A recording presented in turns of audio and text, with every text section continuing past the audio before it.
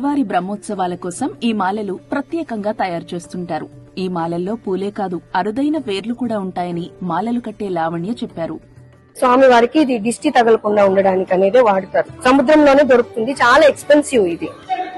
ఇది అన్ని జాగాలో దొరకదు, ఇంకెక్కడ టెంపుల్లో కూడా దీన్ని వాడరు. ఇక్కడ మన స్వామి వారికి ఈయన అలంకార ప్రియుడు కాబట్టి ఎంత ఖర్చు పెట్టి అయినా ఈయన చేసుకోగలరు కాబట్టి చాలా ఎక్స్పెన్సివ్. ఇది విశేషమైన ఉత్సవాల టైంలో మాత్రమే వాడతారు. అది వచ్చిన తర్వాత వేరంతా నీట్ గా కట్ చేసేసుకొని ఇలా అరిటి నార పెట్టుకొని మాలలాగా తయారు చేసి స్వామి వారికి గుచ్చుకోకుండా ఉండడానికి ఎక్స్ట్రా అన్ని కత్తిరితో కట్ చేసేసి తర్వాత ఇలా దాని షేప్ చేస్తారనమాట. ఇలా చేసి తర్వాత స్వామి వారికి ఇట్లా మాల రూపంలో వేస్తారు. తిరుమలలో మూల విరాట్ కి రోజుకు 2 సార్లు తోమాల సేవ, పుష్ప కైంకర్యం ఉంటుంది. ఈ తోమాల సేవకు వాడే పూలమాలను సాలిగ్రామం అంటారు. అది ఎంత ప్రత్యేకమో, ఎలా తయారు చేస్తారో చెప్పారు ఈశ్వరయ్య. స్వామివారి భుజం దగ్గర నుంచి పాదాల వరకు వేసే ఈ పూలమాల సాలిగ్రామం అంటాము. ఇది స్వామివారికి తోమాల సేవకేసే మొదటి మాల సాలిగ్రామం అంటారు. ఇది పన్నీరాకు, చామంతి, రుక్షి, లిలీస్ వీటిని పెట్టి స్వామివారి పుష్పకార్యానికి సాలిగ్రామ మాలని అల్లుతాం సార్. ఇది 10 అడుగులు.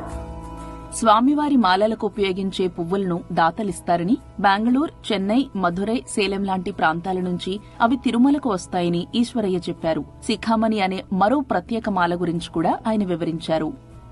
ఈ శిఖామణి మాల వచ్చి స్వామివారి కిరీటం దగ్గర నుంచి భుజం వరకు ఈ శిఖామణి మాలని వేస్తారు. ఇది 5.5 అడుగు సార్ ఈ మాల.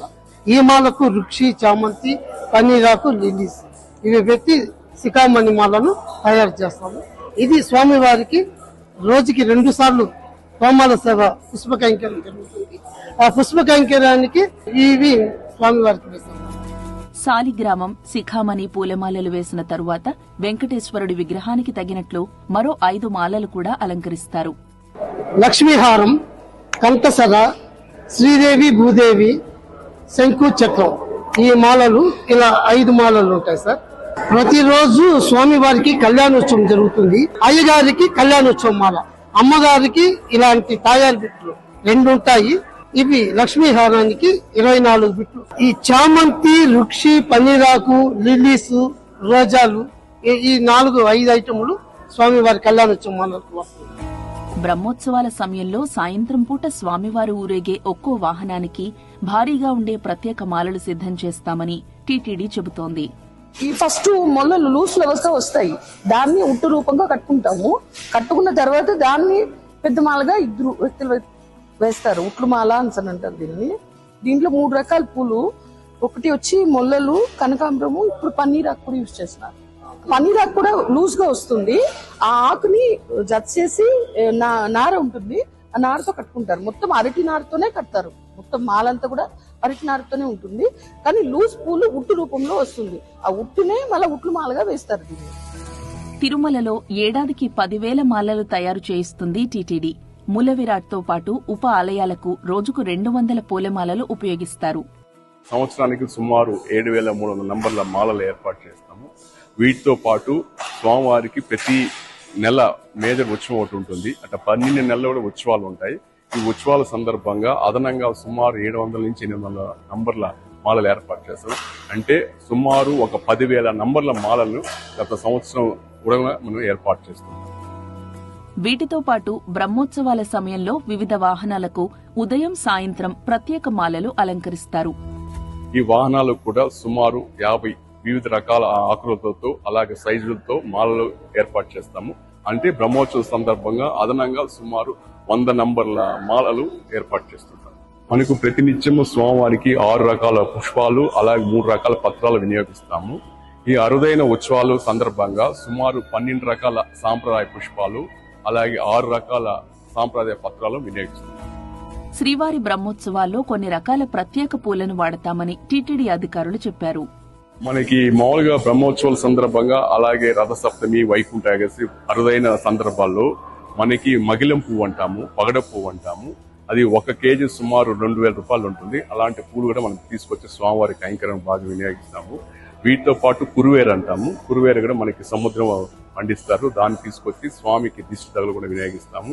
వీటితో పాటు వట్టివేరు, అలాగే అన్ సీజన్ లో కూడా ఈ మల్లెపూలు మొలలు తీసుకొచ్చి కూడా స్వామివారి యొక్క కైంకర్య భాగం వినియోగిస్తుంటారు.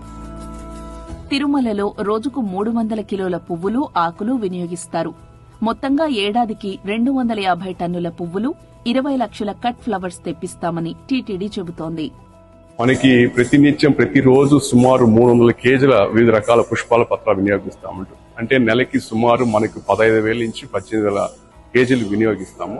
అట్నే సంవత్సరానికి సుమారు 1,20,000 కేజీలు, 1,10,000 నుంచి 1,20,000 కేజీలు నిత్య దిట్టానికి వినియోగిస్తాము. అలాగే ఉత్సవాల సందర్భంగా ప్రతి నెల ఒక ఉత్సవం ఉంటుంది కాబట్టి ఈ 12 నెలలు 12 ఉత్సవాలు ఉంటాయి. ఈ ఉత్సవాల సందర్భంగా సుమారు 130 టన్నుల వివిధ రకాల సాంప్రదాయ పుష్పాలు, అలాగే 15 నుంచి 20 లక్షల కట్ ఫ్లవర్స్ ను కూడా మనం వినియోగిస్తాం. ఇవన్నీ కలిపి సుమారు సంవత్సరానికి 250 టన్నుల సాంప్రదాయ పుష్పాలు, అలాగే 15 నుంచి 20 లక్షల కట్ ఫ్లవర్స్ ని ఈ సంవత్సరం పొడవునా స్వామివారి కైంకర్య భాగంగా వినియోగిస్తుంది. ఈ పూలన్నీ దాతల నుంచే సేకరిస్తున్నామని అధికారులు చెప్పారు. ఇవన్నీ కూడా మనకి పుష్ప కైంకర్య రూపం భాగంగా డోనార్స్ నుంచి సేకరిస్తున్నాము. అలాగే మన తోటల నుంచి చేస్తున్నాము. టీటీడీ నుంచి పైసా ఖర్చు లేకుండా పూర్తిగా దాతల సహకారంతో, అలాగే మన యొక్క ఇవి కూడా తోటలో పండించే దాతల సహకారంతో ఏర్పాటు చేస్తున్నాం. అంటే స్వామివారికి సాంప్రదాయ పుష్పాలు వినియోగిస్తాం కాబట్టి నిత్య కైంకర్య భాగం కాబట్టి మన సాంప్రదాయ పుష్పం దేశ విదేశం ఏముండదు, మన సాంప్రదాయ పుష్పాలే. అలాగే అరుదైన పుష్పాలు మాత్రం మన తమిళనాడు రాష్ట్రం గానీ అలా కేరళ ఉండేటి అరుదైన పుష్పాల అకేషన్ లో తీసుకొచ్చి ఇక్కడ వినియోగిస్తాం. ఆ అకేషన్స్ మాత్రం మిగతా అంతా సాంప్రదాయ పుష్పాలు మన చుట్టుపక్కల ప్రాంతాల నుంచి ప్రొక్యూర్ చేసుకుని చేస్తున్నారు. పూలను మాలలుగా మార్చడంలో ఎంతో మంది ఉపాధి పొందుతున్నారు. ఒక్కోసారి మాలలు కట్టడానికి బయట నుంచి నైపుణ్యం ఉన్న వారిని కూడా పిలిపిస్తారు. డైలీ 40 మెంబర్స్ ఉంటారు. ఈ పూలు దీంట్లోనే ఉంటారు. అదనంగా 30 మెంబర్స్ వస్తారు. మా స్టాఫే. వీటితో పాటు బయట ప్రాంతాల నుంచి ఒక 30 మంది వస్తారు. 100 మంది ఉత్సవాల టైంలో 100 మంది ఉంటారు. పూలు కట్టే దాంట్లో ఉంటారు.